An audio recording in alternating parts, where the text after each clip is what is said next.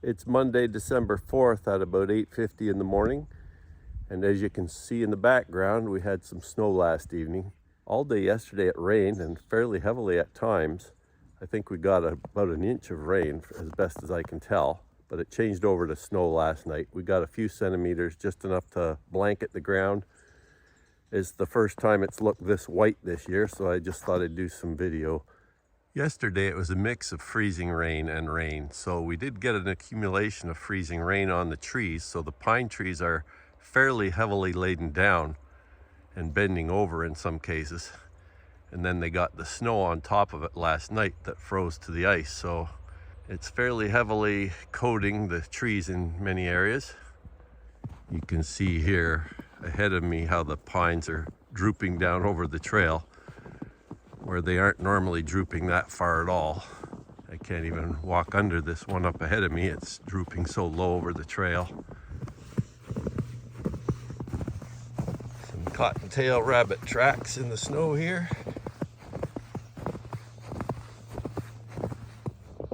These are the stems of tall white sweet clover, and they've all bent over with the heavy ice and snow.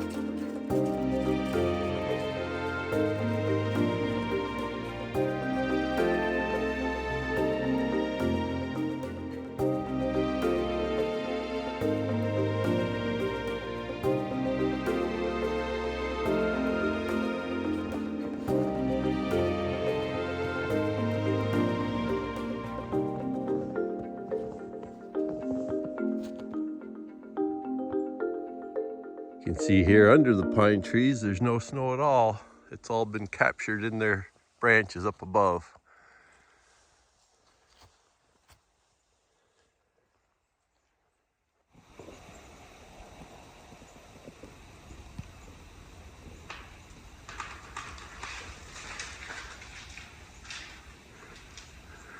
Just heard a branch break back in the woods there.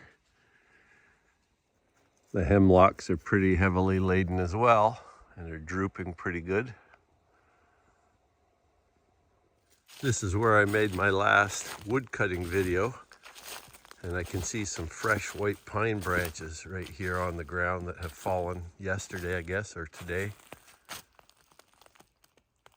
So as we've been walking along, I've noticed quite a few small branches on the ground here that have broken off with the freezing rain, I guess, from yesterday.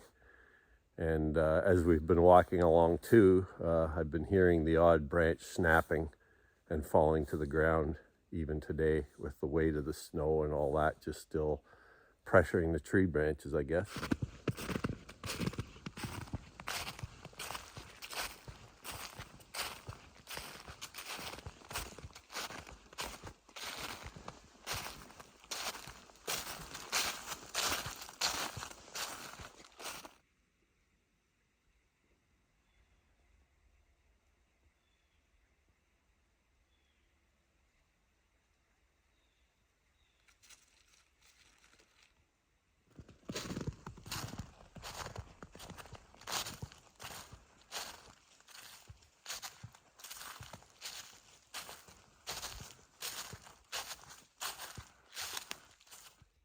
You can see that a lot of these branches are just coated in ice and snow, and it's really caked on there.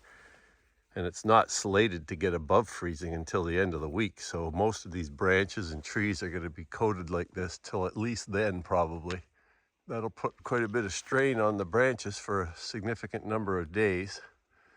Hopefully they'll be able to spring back afterwards.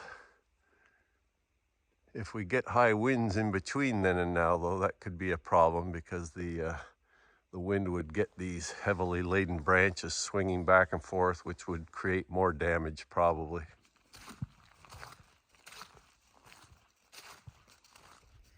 I really enjoy all the intricate patterns that the snow and the ice make as it edges all the leaves and stems and twigs of the trees.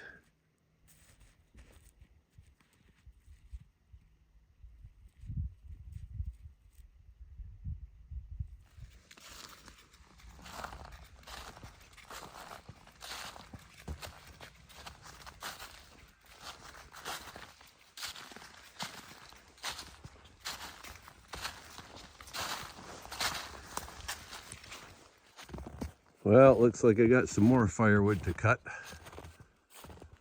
This beech broke off yesterday, I guess. Yeah, there's its stump back in there. This is a good sized tree. It's probably 40 or more feet long. Lots of wood there. Well, I guess I know what I'll be doing this week. Jeez. I can still get the ATV back in here. There's not that much snow yet, but yeah, that's the main reason I don't like ice storms. I hate to see all the trees bending over with all the weight. And of course, all the other destruction that comes along with them. The presence of the strong El Nino that's in place this year may mean that we're going to get more ice storms in this area, because what's happening is more of the warm air is coming further north and meeting the cold air right over this area. So that's what it takes to get an ice storm, is having warm, moist air coming up from the southern states and meeting the cold air over this area right here. And that's when you get the formation of ice rain and possible big ice storms. They say we're also potentially online for a major nor'easter or two this winter too, as the warm, moist airs come up the east coast of the U.S. and then meet the cold air coming in from the northwest. Typically, they may be out more over the coast, but they can also come back at least to this distance and wreak a lot of havoc in southeastern Ontario, Quebec, those areas. Now, this area that had been really dried right up might be a bit mushy to get through on the ATV, because it is a bit muddy in here. And now it's quite a bit more wet after all those rains yesterday. Another branch here, lots of them down. Finding lots of branches down here.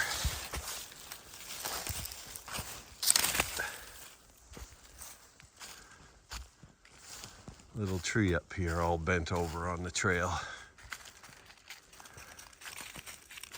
It's amazing. It doesn't take much to really cause a lot of this bending to happen.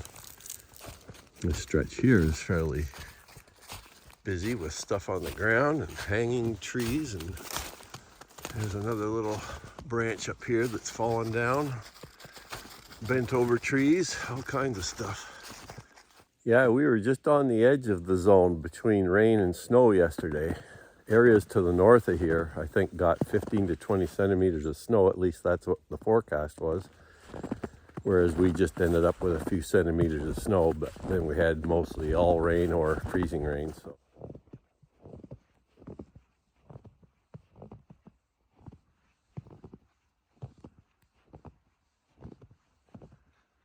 Well, the water depth in the pond came up a little bit yesterday, not a lot. But every bit helps.